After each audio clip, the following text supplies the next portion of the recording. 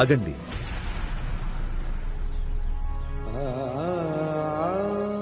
భీష్మ మీకేమీ అపకారం చేయలేదు. అతన్ని వదిలేయండి. మీరు తిరిగి వెళ్ళండి.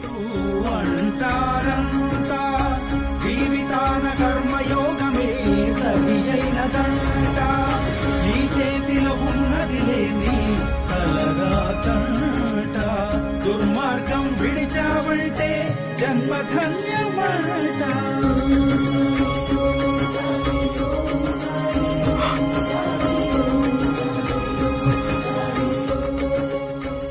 సాయి, మీరు నన్ను రక్షించారు.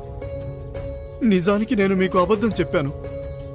నా భార్యని పాము కాటేసిందని కులకర్ణి సర్కార్ దగ్గర నేను డబ్బులు తీసుకున్నాను మిమ్మల్ని ఇక్కడ ఆపి ఉంచడం కోసం. ఎందుకంటే సూర్యాస్తమయానికి ముందు మీరు షిరిడి చేరకూడదని. కానీ నేను చెప్పిన అబద్ధం నా మీదే నిజమవ్వబోయింది. మనుషుల నోటి నుంచి వెలువడే మాటల్లో చాలా శక్తి ఉంటుంది.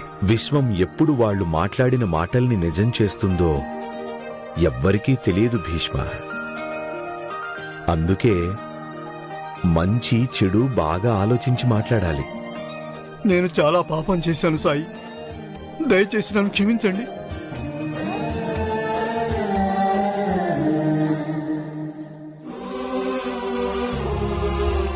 మనం తొందరగా ఇక్కడి నుంచి వెళ్ళాలి. పద.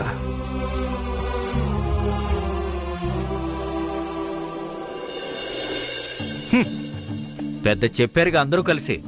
ఇప్పుడేమైంది? సంతాజీ ఇంక చాలా ఆపు. పట్టిపుడంకాయ్ ఏమంటున్నావురా? ఎగిరెగిరి పడుతున్నాడు సాయి కొత్త భక్తుడు.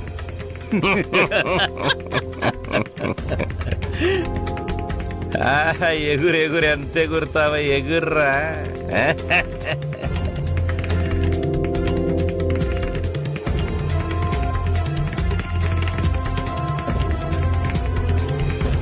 మర్చిపోండి అతన్ని.